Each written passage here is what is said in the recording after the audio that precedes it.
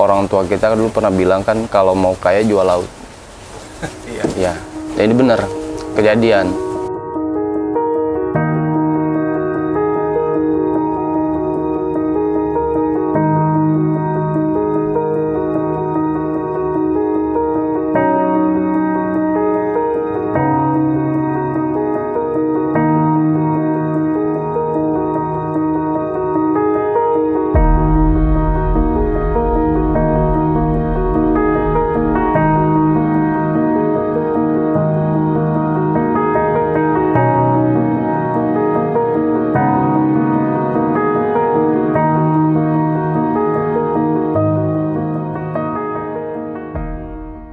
Di mana masyarakat yang paham tentang pertanahan, tentang ya aturan-aturan itu, dia manfaatin dengan adanya sampah sama lumpur. Jadi Tanjung Burung itu setiap tahun dapat hadiah dari hulu, ya, kirimannya tanah merah sama sampah.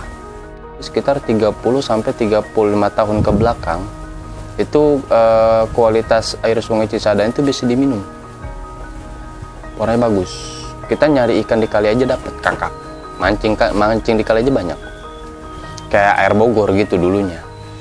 Nah, pas mulai ada berdirinya bangunan di sepanjang bantaran Sungai Cisadane, di mana dia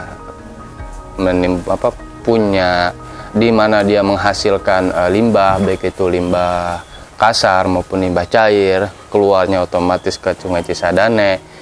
Itu mulai sedikit demi sedikit rusak. Kebayang nggak ikan yang kita makan setiap hari itu ada sampah plastiknya? Ya, kita datang ke pantai, ya kan, posisi sampah yang ada di atas, kita pegang dia udah rapuh, jadi mikro. Yang mikro kita ini lagi jadi nano, halus. Jadi itu otomatis bakal jadi, nah, kalau kata ikan mau plankton tuh, padahal plastik ya.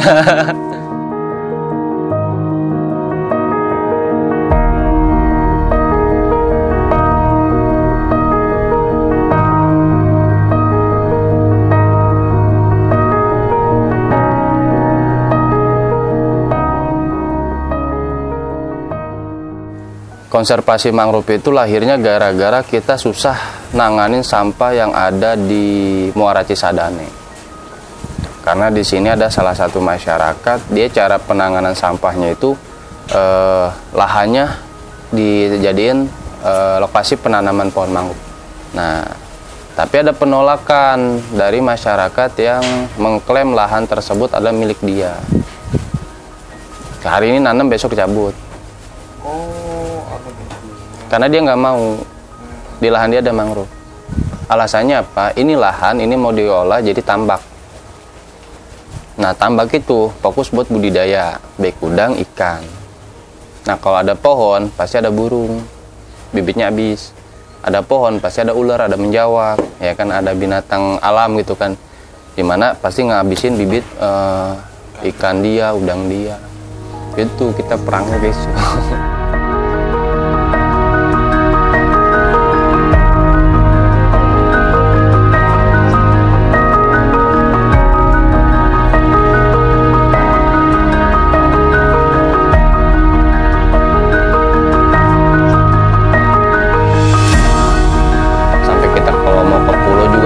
Bisa, iya beneran ya, ke pulau naik sampah bisa, ya kan, gak usah pakai kapal lagi.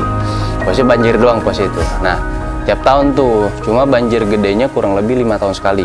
Banjir gede, dimana banjir gede itu naik ke darat, kayak gitu. Nah, lambat laun ceritanya gitu kan, mulai tuh penambahan daratan, ya kan. Dan penambahan daratan itu ya sampah kan kalau udah ke laut terus minggir lagi. Gitu karena lumpur ngendek di situ, bahasanya kan, iya, sedimentasi sampai muara asli Cisadane aja yang dulunya lebar sekarang sempit. Kedalamannya itu yang dulu di atas 2 meter sekarang itu tadi 50 cm, gitu kan, 1 meter lah paling dalam sekarang mah. Yang pertama, sampah tetap ngalir ke laut. Nah, karena ada ombak dia pasti minggir. Nah, karena nggak tertata, ada oknum yang bikin bendungan. itu dimasukin sampah sengaja biar supaya apa, ada tanah daratan. Kita datang ke sono tiduran di sampah nggak bau. Oh iya? Iya, karena kering. Karena dia udah ibarat kata kena pasang surutnya air laut, kejemur gitu, nggak bau. Karena tahun 2018 pantai sampah Cisadane itu viral setahun. Banyak orang datang ke sono pengen moto, pengen tahu bener nggak ada pantai sampah di Laut Jawa Muara Cisadane. Bener, tiduran, iya tiduran dan nggak bau. Cuma backgroundnya salah, ngambilnya ngebelakangin fotonya itu ke arah empang. Terus sama ngambil fotonya di tiduran foto. Komenan itu foto di TPA mana? Enggak kelihatan lautnya ya kan. Nah dari situ udah kita ada himbauan. Nanti kalau mau foto coba tolong dong backgroundnya laut ambil biar ya kita nggak mampu buat ngomong, mungkin dari foto teman-teman bisa mewakili kita gitu kan, bahwa di pantai Laut Jawa Muara Cisadane ini sampahnya banyak kayak gitu.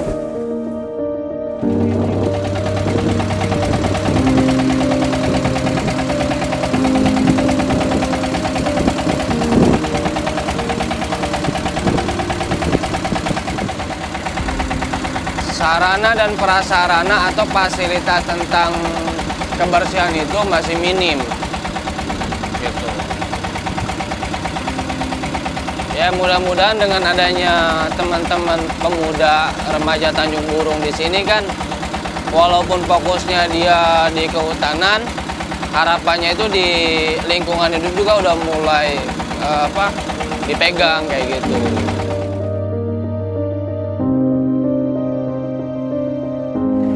Bukan lumpur, dia pasir. Makanya kalau ini yang rawan itu kalau ke muara posisi surut, di sini kita nggak bisa masuk, nggak bisa keluar masuk. Soalnya pasir itu ngikat. Kalau lumpur kita masih bisa jalan. Pernah kita di mari 1 jam. Iya, gara-gara kandas, kekeringan gitu kan. Kapal nggak bisa keluar, mendem sama pasir. Nah ini dulu kali Cisadane nih. Iya, sono tuh Pohon Kelapa tuh. Pohon Kelapa dulu perbatasan Sungai Cisadane. Sekarang udah jadi empang. Ini rencana nih. Ini juga mau disekat nih, mau dijadiin empang. Ya, kalau udah nggak ada yang lewat sini nih, terpak mau nggak mau dijadiin empang. Ini dulu kali. Udah jadi daratan. Jadi kalau kata orang nih, ini ciri masyarakat yang kepengen tanahnya nambah dengan cara dipakein curug cuk. Nah ntar dipager, diisiin sampah, atau enggak dipasukin tuh ke karung, ditimbun. Nah jadi daratan nambah lumayan semeter kali 100.000 ya kan, kali 100 meter ya duit ya.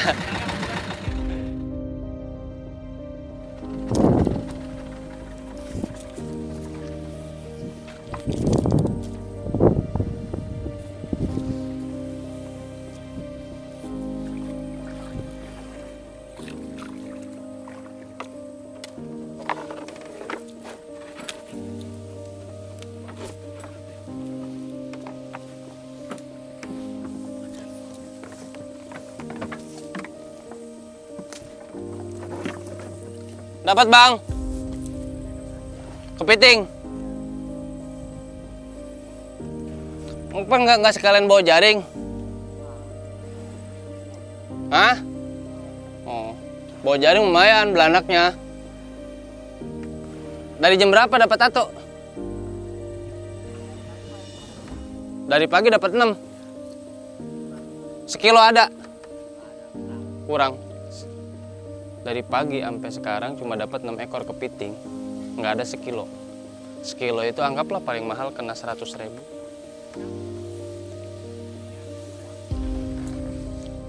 Di ujung sono tuh masih ada hutan mangrove yang belum ini nama pengembang. Nah di itu kan otomatis kan bakal berkembang tuh habitatnya. Salah satu kepiting, itu paling banyak kepiting. Nah masyarakat yang tadi itu nyari kepitingnya di sekitaran hutan mangrove itu. Rokcok namanya. dibuang tanahnya terus ke darat sampai dalam. Nah, tanah di sini kebuang ke kali. Dulu pernah, bang kok jalanan banyak sampahnya? Ya orang laut. Begitu dah kita bilangnya.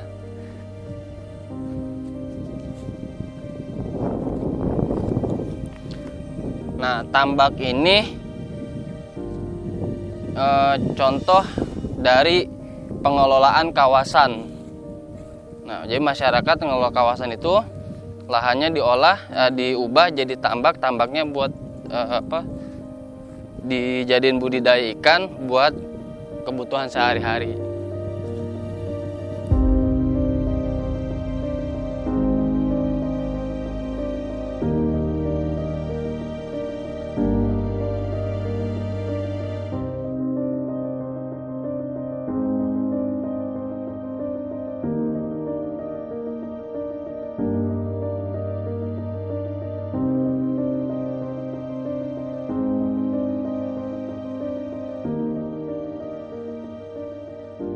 Sekarang itu udah berhasil kurang lebih 13 jenis mangrove yang udah kita data, kita amanin. Masyarakat tinggal ngambil buahnya, olah makanan.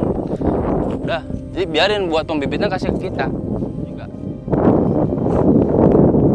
Ini kolom 1 tuh yang ada pohon mangrove-nya, sama kolom 2 itu kemarin project pilot kita, kegiatan konservasi mangrove di sini. Itu yang lebat itu Nirines Island.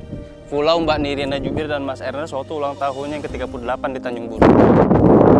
Udah jadi hutan, masukin. Halo Mbak Nirina, pulaumu seperti ini kondisinya gitu. Nah, apresiasi karena dia bantu kita ya kita kasih. Plang, papan nama Nirines Island. Nanti kalau itu kita kasih. Nah, ini lahannya udah dijual. Ini kita 3 tahun, Mbak. Ini yang bikin kita lengser ke Solo, Mbak. Iya, itu kita 2 kolom ini, proyek pilot kita. Berapa perusahaan yang udah kita ajak kemari, berapa komunitas, berapa universitas yang udah kita ajak kemari. Hasilnya dijual. Ini anggap nih dulunya laut. Ya. Laut ya? Iya. Nah, mereka beli bambu banyak, mereka bikin curug-curug. Oke. Kayak ini nih. Nah, udah jadi 1 koleman. Nah, sampah dibiarin begini. Udah jadi daratan, mereka olah jadi tambak. Itu prosesnya. Laut dibikin sama dia. Iya, sampah masuk kan. Nah, udah jadi darat. Jadi tadi dia kata abang pernah diapain kan? Dibiarin sama dia. Dibiarin. Sampai kapan? Sampai tanah ini lewat dari batas dia. Nah, kalau udah lewat dari batas dia, baru tambak. Contoh itu tadi. Mereka berani buat tambak karena di sininya udah ada daratan. Karena apa? Otomatis air nanti nggak langsung ke tambak dia. Kesini dulu ngehajarnya. Kalau memang nanti terjadi abrasi, ini dulu jadi abrasi. Kayak gitu. Itu prosesnya. Dari laut jadi daratan, daratan jadi tambak. Ini cara jitu buat mengelola sampah di Muara Cisadane. Oke. Jadi kalau misalkan orang Jakarta kita nanya sampahnya kemana? Akhirnya pasti kesini. Di TPA, coba cek di TPA, baik itu di Jatiwaringin maupun yang lama. Orang penuh dikit, belanja tanah TPA. Penuh dikit, belanja tanah TPA. Pengolahannya di mana? Apa duit negara cuma buat beli belanja tanah TPA aja?